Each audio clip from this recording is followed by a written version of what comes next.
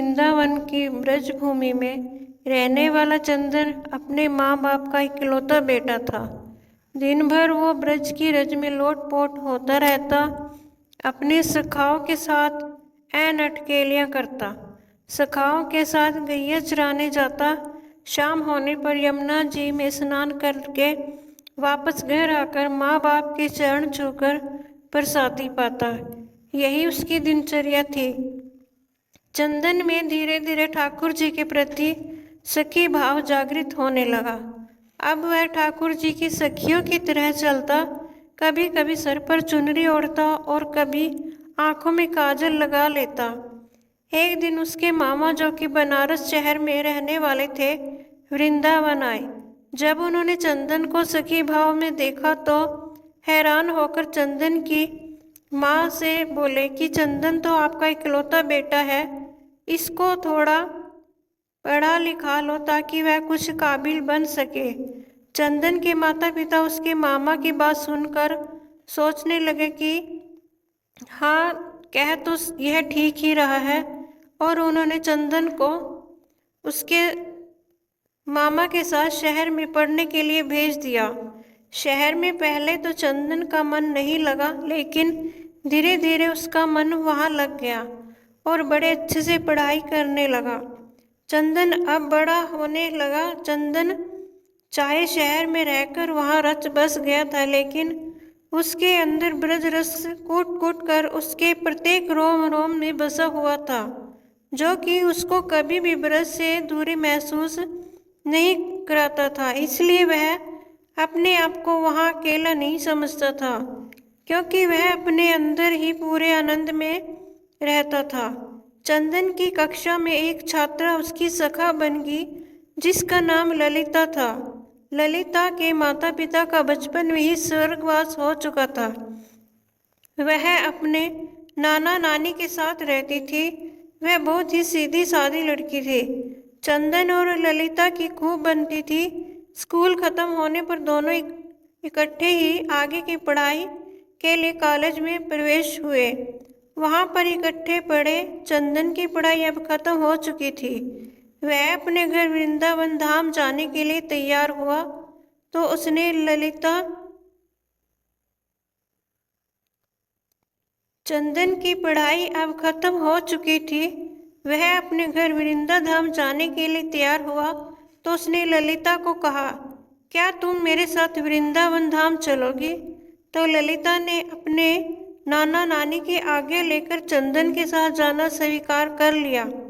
जब चंदन अपने मामा जी से विदा लेकर वृंदावन धाम पहुंचा तो वृंदावन में कदम रखते ही चंदन के हाव भाव बदल से गए। वह तो एकदम से सखी भाव में आ गया। उसकी चाल नर से नारी जैसी हो गई। वह अपनी कमर में हाथ रखकर चलने लगा। अचानक से उसकी चाल में आए परिवर्तन को देखकर ललिता हैरान होकर उसको देखती रही, लेकिन वह बोली कुछ नहीं। अब चंदन अपने घर पहुंच चुका था। घर जाकर उसने अपने माता पिता के चरण छुए और ललिता के बारे में उनको बताया। ललिता की सुंदर और शादी को देखकर चंदन के माता पिता भी बहुत प्रसन्न हुए। काफी दिन हो चुके थे ललिता को वृंदावन से आए हुए, तो जब उसने चंदन से जाने की आज्ञा मांगी तो चंदन ने अचानक से उसको कहा कि क्या तुम मेरी जीवन संगिनी बनोगी? अचानक से यह सुनकर ललिता घबरा और लज्जा सी गई और उसने मुस्कुराकर हाँ में भर दी। अब उन दोनों की शादी बड़ी धूमधाम से संपन्न होगी, लेकिन ललिता को कभी कभी चंदन का व्यवहार अजीब सा लगता था। चंदन कभी कभी अपनी आंखों में काजल लगाकर, सर पर चुनरी ओढ़कर, कमर पर हाथ रखकर न जाने कौन सा नृत्य करता रहता और किसको रिझाता रहता। ललिता को यह सब समझ नहीं आता। एक दिन उसने पूछा कि आप कभी कभी ऐसा रूप क्यों धारण कर लेते हो? तो चंदन मुस्कुराकर उसकी तरफ देखने लगा और तभी उसने मन में कुछ निश्चय किया और कहा कि प्रिय, तुम सुबह तैयार हो जाना, मुझे तुम्हें कहीं लेकर जाना है। ललिता को कुछ समझ नहीं आया, लेकिन पति की आज्ञा को मानकर वह सुबह जल्दी उठकर तैयार हो गई। चंदन को उसको बरसाना धाम ले गया और किशोरी जी के निज महल में जाकर उसने अपने पाँव में घुंघरू बांधकर, आंखों में काजल लगाकर, कमर पर चुन्नी बांधकर नृत्य करना शुरू कर दिया। ललिता उसको देखकर हैरान हो रही थी कि अचानक से चंदन को क्या हो गया है। वह तो बस अपनी धुन में किशोरी जू के आगे नृत्य करता जा रहा था।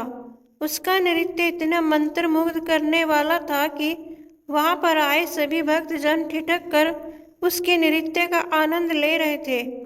बाहर से कभी कभी पवन का एक झोंका आकर चंदन के नृत्य का आनंद ले जाता और कभी कभी सूरज की किरणें अंदर आकर चंदन के पैरों में बजते नूपुर से निकली राधे राधे की ध्वनि को सुनकर आनंदित हो जाती। जब चंदन थोड़ा शांत हुआ तो उसने ललिता को बताया कि यह हमारी लाडली सरकार है, इनको नमन करो। ललिता को तब भी कुछ समझ न आया। वह अभी भी असमंजस में थी कि किशोरी जी को प्रणाम करके वह वापस वृंदावन आ गए। दूसरी ओर उसी शाम ठाकुर जी और किशोरी जी यमुना जी में नौका विहार करने के लिए निकले। नौका बहुत ही सुंदर तरीके से सजी हुई थी।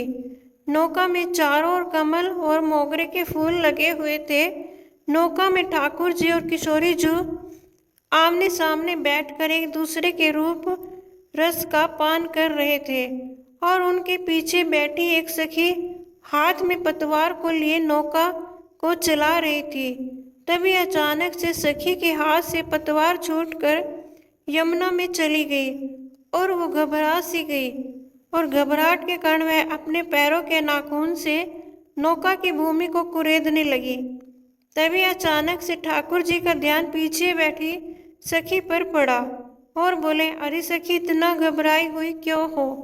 उसने हाथ जोड़कर बड़ी विनम्रता से कहा, कन्हैया, मेरी पतवार यमुना जी में गिर गई है। तो ठाकुर जी मुस्कुराकर बोले, इसमें घबराने की क्या बात है? और आंखों ही आंखों में उन्होंने किशोरी जी को कुछ इशारा किया। अब एक तरफ से किशोरी जी ने और दूसरी तरफ से ठाकुर जी ने अपने हाथ को यमुना जी में डाल दिया और वह दोनों अपने दोनों हाथों को पतवार की तरह चलाने लगे। झुकने के कारण किशोरी जी के सिर पर ओढ़ी चुनरी यमुना जी में भीग रही थी और उधर दूसरी तरफ ठाकुर जी का गले में पड़ा पीताम्बर यमुना जी में भीग रहा था। हाथों पर पीताम्बर और चुनरी पर लगा इत्र यमुना जी में घुल मिल गया था। ठाकुर जी और किशोरी जी ने अपने हाथों से उस नाव को किनारे पर लगाया। अगले दिन ललिता की सास और ससुर के मामा के यहाँ कुछ काम से चले गए। अब घर में ललिता और चंदन अकेले थे। चंदन सुबह सुबह ही अपने काम पर चला गया और ललिता हाथ में मटकी को लेकर यमुना जी से जल भर कर ले आई। आज घर में कोई नहीं था, इसलिए जब ललिता ने मटकी में से जल को थोड़ा सा पिया तो उसमें इतनी सुंदर इत्र की खुशबू को महसूस करके वह बहुत प्रसन्नता से भर गई। धीरे धीरे उसने उस मटकी में से काफी जल पी लिया और जब थोड़ा सा जल शेष बचा तो उसका ध्यान मटकी में पड़ा तो वह क्या देखती है कि नौका में बैठकर विहार करते किशोरी जू और लाल जू नजर आ रहे हैं। ललिता घबरा कर दीवार के सहारे टेक लगाकर खड़ी हो गई। उसको कुछ सूझ नहीं रहा था। मटकी से पिया हुआ जल धीरे धीरे अब और उसके शरीर में फैल गया था। उसकी आंखों में न जाने कैसे अश्रुधारा बहने लगी। इतने में चंदन बाहर से आया और अपनी पत्नी की ऐसी दशा देखकर उसने पूछा, प्रिया, क्या हुआ? ललिता के मुख से कुछ भी नहीं निकल रहा था, परंतु उसके होठ कुछ कहने के लिए फड़फड़ा रहे थे। सांस जोर जोर से चल रही थी, आंखों की पलकें हिल भी नहीं रही थी। चंदन ने जब उसको झिंझोड़ कर बार बार पूछा तो उसने मटकी की तरफ इशारा किया। चंदन ने जब मटकी की तरफ इशारा देखा तो उसको भी मटकी में ठाकुर जी और किशोरी जी की नौका विहार की छवि दिखाई दी और वह झूम झूम कर नाचने लगा और ललिता को पकड़कर उसने खींचकर जोर से अपने अंक में भींच लिया और कहने लगा, अरे प्रिय, आज तुझे ब्रज ने स्वीकार कर लिया। आज तुझे मेरे श्यामाजू ने स्वीकार कर लिया। ललिता कुछ समझ नहीं पा रही थी और चंदन की तरफ देखी जा रही थी। तो चंदन ने उसको समझाते हुए कहा, तुम्हारे कोई पुण्य कर्म थे जो तुझे ब्रज में कदम रखने का सौभाग्य प्राप्त हुआ। लेकिन ब्रज में कदम रखकर तुम्हें सुख प्राप्त हो रहा है, लेकिन उस सुख को आनंद में बदलने के लिए तुझे किशोरी जी की आज्ञा की प्राप्ति जरूरी थी। इसलिए मैं तुझे बरसाना धाम ले गया था, ताकि तुझे भी वहां पर किशोरी जी का आशीर्वाद प्राप्त हो।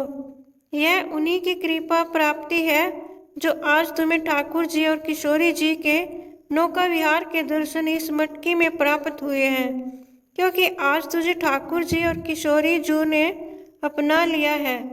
जो यमुना जी का जल धीरे धीरे उसके शरीर में प्रवेश हुआ था, वह ठाकुर और किशोरी जी की कृपा की छलनी से उसके पाप नीचे बैठ गए थे और अब उसके पुण्य कर्म ऊपर थे। इसलिए ललिता को इस आनंद की प्राप्ति हो चुकी थी। ब्रज में तो हर कोई आता जाता रहता है और उसको सुख की प्राप्ति होती रहती है, लेकिन जिस पर ठाकुर जी और किशोरी जी की कृपा हो, उसको सुख के साथ साथ ठाकुर जी के आनंद की भी प्राप्ति होती है। इसलिए हमें ठाकुर जी के मीठे आनंद को अपने रोम रोम में प्रवेश करा के उस आनंद से प्राप्त प्रेम की मृग तृष्णा को इतना बढ़ाए कि वह प्रेम आंखों से निकलने वाले नमकीन अश्रुधारा के द्वारा बहकर ठाकुर जी और किशोरी जी की मीठी कृपा से सरोबार हो सके। दोस्तों, मेरी यह वीडियो देखने के लिए आपका बहुत बहुत धन्यवाद। जय श्री राम।